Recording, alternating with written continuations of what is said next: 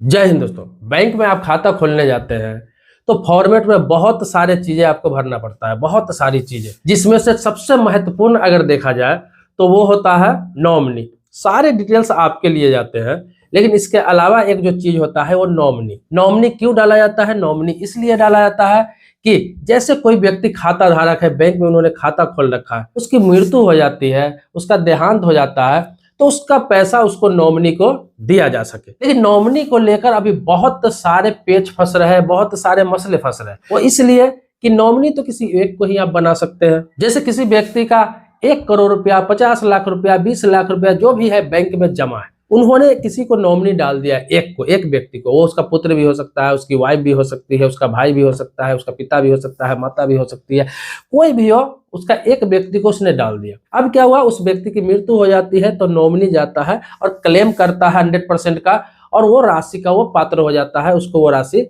मिल जाती है, क्योंकि वो ऑथोराइज नॉमिनी होता है। उसका नाम, एड्रेस वगैरह सारा चीज खाता धारक पहले से फिल करके जा चुका होता है।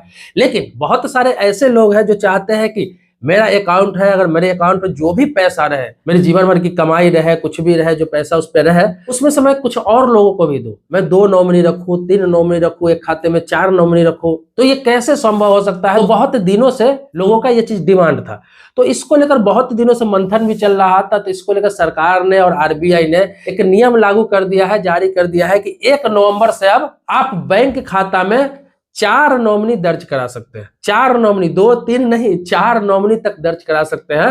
वो आपकी स्वेच्छा पर है, इसमें भी अब कोई कंडीशन नहीं है। 1 से लेकर 4 तक आप डाल सकते हैं, उसमें ऑप्शन रहेगा।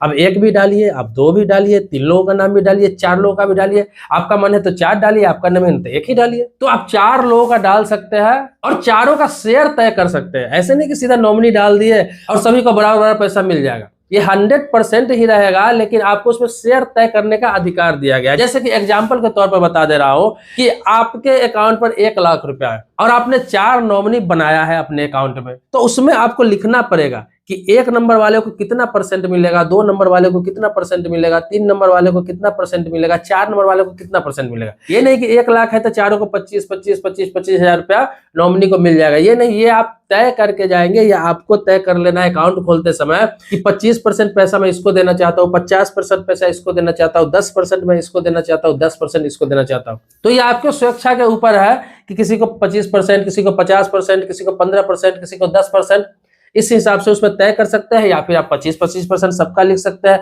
या फिर किसी का 50% लिख सकते हैं और 50% में तीनों को डिवाइड करके अलग अलग परसेंटेज लिख सकते हैं। तो ये भी अधिकार दिया गया है कि आप स्वेच्छा से उसका परसेंटेज तय कर सकते हैं। सभी का मिलाकर 100% होना चाहिए, ये आपको देखना है। तो इससे ये होगा कि किसी के अकाउंट पर बहुत ज्यादा पैसा है, उसका बैंक में अकाउंट है, मान लीजिए 50 लाख, 1 करोड़, 10 लाख, 20 लाख अगर उसके अकाउंट पे है, उस व्यक्ति की मृत्यु हो जाती है, तो वो जो परसेंटेज तय करके गया होगा, उसको लगेगा नहीं मुझे किसको ज्यादा देना है, या फिर किस बच्चे को ज्यादा देना है, या फिर वाइफ को ज्यादा देना है, या फिर किसको ज्यादा देना है।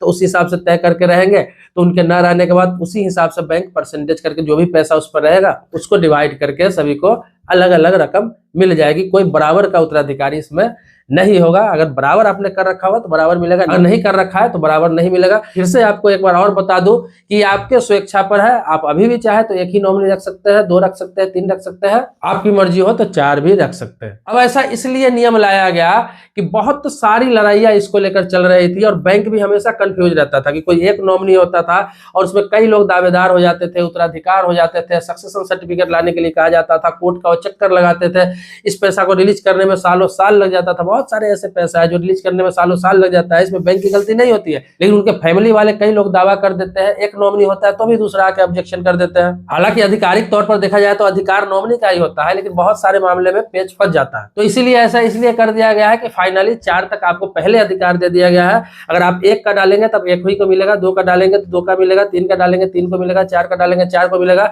अब 5वां कोई इसमें आकर दावा नहीं कर सकता। या फिर यहाँ पे यह तय हो जाएगा कि 4 नॉमिनी होते हुए आप 1 नॉमिनी का नाम अगर दे रहा है या 2 नॉमिनी का नाम दे रहा है, तो तीसरा कभी भी दावा करने आएगा तो उसमें किसी भी प्रकार का सक्सेशन सर्टिफिकेट लेकर भी आएगा तो उसका दावा इसलिए नहीं बनेगा कि अगर अगले का स्वेच्छा होता तो कॉलम खाली था, जगह खाली था, उन्होंने किसी का नाम दर्ज नहीं किया, मतलब कि जो नॉमिनी है वही असली उत्तराधिकारी है, उन्हीं को मिलेगा, चाहे रिलेशन में वो कोई भी लगते हो। तो 1 नवंबर के बाद जो भी अकाउंट आप खोलेंगे तो अपना नॉमिनी देख लेंगे, अपने हिसाब से दर्ज कर सकते हैं, परसेंटेज दर्ज कर सकते हैं। दूसरा सवाल यह है कि जो पुराने खाता धारक, जो पुराने अकाउंट होल्डर है, उनका क्या होगा? वो तो बहुत सारे लोग हैं जो नॉमिनी नहीं दे रखे हैं, बहुत सारे लोग ऐसे हैं जो एक ही नॉमिनी दे रखे हैं, क्योंकि अभी तक तो एक ही का प्रावधान है। क्या उसमें वो चेंजिंग कर सकते हैं? क्या उसमें वो बदलाव कर सकते हैं? उनके लिए क्या नियम है? तो आपको बता दूं, ये नियम सभी के लिए लागू होगा, ये नहीं कि नए खाते धारक के लिए लागू होगा। 1 नवंबर के बाद आप अपने बैंक से संपर्क कर सकते हैं, अपने ब्रांच से संपर्क कर सकते हैं जहां आपका अकाउंट है, और वहां पर आपको एक फॉर्मेट दिया जाएगा जो KYC फॉर्मेट होता है। उसी में आप कॉलम बढ़ाया जाएगा और उसी में क्या है कि आप अपना नॉमिनी को बढ़ा सकते हैं, परसेंटेज उस हिसाब से डिवाइड कर सकते हैं। ये सभी के लिए नियम लागू हो जाएगा, सभी लोग इसका फायदा ले सकते हैं। और आपको एक बात और कहना चाहूंगा कि कोई भी आप अकाउंट खोलते हैं या फिर किसी प्रकार के अकाउंट है, चाहे वो FD क्यों नहीं हो, RD क्यों नहीं हो, इंश्योरेंस क्यों नहीं हो, म्यूचुअल फंड क्यों ना हो, किसी प्रकार का SIP क्यों नहीं हो, डीमेट अकाउंट क्यों नहीं, कुछ भी खोलते हैं, बहुत सारे लोग आजकल नजरअंदाज कर देते हैं। आप नॉमिनी किसी भी हालात में डालिए, क्योंकि आपका पैसा है। ऐसा ना हो कि अभी इंसानों की जिंदगी कोई ठीक नहीं होता है। कोई भी इंसान को देखते होंगे, कब किसके साथ क्या हो जा रहा है आजकल पता ही नहीं चल रहा है। एज तो मायने रख ही नहीं रहा है। 20 साल का इंसान है, 25 साल का इंसान है, 30 साल का है, 35 साल का इंसान है, किसी का हार्ट अटैक हो जा रहा है, किसी का एक्सीडेंट हो जा रहा है, कोई कहीं अचानक से मर जा रहा है, कोई अचानक से बीमार होता है, 2-4 दिन बाद पता चलता है वो इस दुनिया में नहीं है। छोटे छोटे हादसे में लोग चले जाते हैं इस दुनिया से। तो ये जरूरी नहीं है कि सबके साथ ऐसा हो, लेकिन ये भी जरूरी नहीं है कि जिसका अकाउंट है उसके साथ ना हो। तो इसलिए हर इंसान को ये पहले से तैयारी करके रखनी चाहिए कि हमारा जो पैसा है, हमारा जो कमाई है, हमारा जो इनकम है, जो मैं सेव कर रहा हूँ, उस पर किसका हक होना चाहिए। क्योंकि कोई भी इंसान है जिसके बच्चे हैं, वाइफ है, छोटे छोटे बच्चे रहते हैं, और क्या होता है अचानक से उस इंसान के साथ कुछ हो जाता है तो उनका जो फैमिली है, उनकी जो वाइफ है, उनके जो बच्चे हैं, वो मुसीबत में पड़ जाते हैं। बाकी लोग तो झेल ही लेते हैं, किसी का भाई है, किसी का भतीजा है, तो उनके लिए तो बहुत सारे ऑप्शन होते हैं, बहुत सारे रास्ते होते हैं। लेकिन जो व्यक्ति चला जाता है, खासतौर पर उनका पर्सनल जो फैमिली होता है, उन पर बहुत बड़ा प्रभाव पड़ता है। तो इसीलिए नॉमिनी जरूर डालें। और सबसे पहला प्राथमिकता कोई भी हो, बैंक हो, इंश्योरेंस कंपनी हो, हमेशा कहता है, उनका एडवर्टाइज में भी देखते होंगे कि आप सबसे पहला प्राथमिकता दें अपनी वाइफ को नॉमिनी में, सबसे प्रथम प्राथमिकता। क्योंकि जीवन संगनी होती है, आपके न रहने के बाद उसका क्या स्थिति होगा, अपने बच्चों को कैसे पालेगी, ये समझ सकते हैं। हालांकि कम पैसा हो, जो भी हो, उससे उसका जिंदगी नहीं चलेगा, लेकिन एक सहारा उसको मिल जाता है, एक इमोशनल सपोर्ट मिल जाता है कि चलो ये तो कुछ तो है मेरे पास, इससे कुछ दिन तो सर्वाइव हो जाएगा, या फिर कुछ बच्चों के लिए कर देंगे, या फिर बच्चे को कम से कम पाल तो लेंगे बड़े होने तक। तो आपको जो भी कुछ हो तो कोशिश करिए कि पत्नी को नॉमिनी बनाए, नहीं है तो अपने बच्चे को नॉमिनी बना ले। उसके बाद ऑप्शन है तो किसी को भी नॉमिनी बना सकते हैं आप, आपकी अगर मर्जी हो, लेकिन इन दोनों को प्राथमिकता आप जरूर दें। अब बहुत सारे लोग ऐसे भी हैं जिनकी शादी नहीं हुई होती है, वो इंश्योरेंस करा लेते हैं या फिर अकाउंट खोल लेते हैं, तो अपना मम्मी का नॉमिनी दे देते हैं, अपने पापा को नॉमिनी दे देते हैं। और क्या होता है, अकाउंट 10 साल 15 साल 20 साल पुराना हो जाता है, उनकी शादी वादी हो जाती है, बाल बच्चे हो जाते हैं, उनके दिमाग से चीज निकल ही जाता है कि मेरा जो अकाउंट है, 2 अकाउंट खोले हुए हैं या इंश्योरेंस खोले हुए, उसमें नॉमिनी क्या चल रहा होता है, उतना ध्यान कौन देता है, भूल जाता है, या फिर जानते भी है तो आलस रहता है कि अरे चलो चेंज करवा लेंगे, कोई दिक्कत नहीं। और इस बीच में कुछ हो जाता है उसको तो बहुत दिक्कत हो जाती है। हो सकता है आपके घर वाले किस मिजाज का है, बात की परिस्थिति क्या होती है, तो आपके बच्चे के, आपके वाइफ के साथ क्या हो सकता है। मैं ये नहीं कह रहा कि सबके माँ बाप बेईमान होते हैं या नहीं देना चाहते हैं, लेकिन ऐसा सिचुएशन आ ही जाता है। आपके माँ बाप ठीक है, लेकिन अदर जो बच्चे होंगे, अदर आपके भाई होंगे, बहन होंगे, वो लोग उस पर दावा कर देंगे कि हमारे माँ नॉमिनी है, बाप नॉमिनी है, उनको पैसा मिलेगा तो मेरा भी हिस्सेदारी इसमें हो जाएगा। तो वहां पर आपके बच्चे, आपकी बीवी को कुछ नहीं मिलने का है, 5% पैसा भी वो लोग देंगे या नहीं देंगे, क्योंकि वहां पे अपनापन और मोहब्बत ये खत्म हो जाता है। लाख कुछ कहे इमोशनली, लेकिन आपको बता दूं कि उस व्यक्ति के न रहने पर उसके जो बच्चे रहते हैं या वाइफ रहती है, उनको किसी प्रकार का कोई ज्यादा सपोर्ट नहीं करना चाहता है। सपोर्ट के नाम पर यही करना चाहता है कि ज्यादा ज्यादा तुमको कुछ दिन पाल सकता हूँ, अपने पास रख सकता हूँ, एहसान के तौर पर कुछ दिन खाना खिला सकता हूँ, 2-4 साल, उसके बाद आपको खुद देख लेना पड़ेगा। ये दुनियादारी है, कोई भी हो, चाहे कितना प्रेम आपके भाइयों में क्यों ना हो। तो इसलिए माँ बाप को नॉमिनी बना रहे थे, गलत नहीं है। आप अगर कुंवारा है तो माँ बाप को नॉमिनी बनाइए, लेकिन जैसे आपकी शादी हो जाती है तो आप नॉमिनी चेंज करने का उसमें ऑप्शन भी होता है, तो नॉमिनी आप चेंज कर सकते हैं। जाकर तत्काल प्रभाव से अपना नॉमिनी उसमें जाकर चेंज कर लीजिए, चाहे आपका बैंक अकाउंट हो, चाहे इंश्योरेंस हो। दूसरा इसमें दिक्कत ये होता है कि चलिए आपके माता पिता ही उसमें नॉमिनी है और आप अकाउंट होल्डर है, आपने चेंज नहीं किया, तो माता पिता तो आपसे उम्र में बहुत बड़े हैं। अब होता क्या है कि पहले किसी के माता पिता की मृत्यु हो गई, जिसका अकाउंट नाम से है, उसकी माता पिता के मान लीजिए पहले मृत्यु हो गई, माता का दिया तो माता की हो गई, मान लिया पिता का दिया हुआ तो पिता की मृत्यु हो गई, और उसको ये बात का ध्यान ही नहीं रहा कि मैंने नॉमिनी दे रखा है। उतना कौन ध्यान देता है अपने अकाउंट पर, तो सोचता है चल रहा है या फिर इंश्योरेंस से चल रहा है। तो होता क्या उस पीरियड में है कि अगर अकाउंट होल्डर का या बीमा होल्डर का उसके बाद मृत्यु हो जाती है, तो उसमें ना अकाउंट होल्डर बचता है और ना ही कोई नॉमिनी बचता है। उस मामले में उस पैसे को लेने के लिए इतना पेच फंसता है, इतना भाग दौड़ करना पड़ता है सक्सेशन सर्टिफिकेट के लिए। उसके बाद बहुत सारा उत्तराधिकारी उस पर दावा कर देते हैं, ये मामला कानूनी हो जाता है। इंश्योरेंस कंपनी भी कोर्ट चला जाता है कि भाई पैसा न देना पड़े, क्योंकि इसमें तो नॉमिनी ही मर गया हुआ है, पहले अकाउंट होल्डर भी मर गया हुआ है, पैसा कौन लेगा।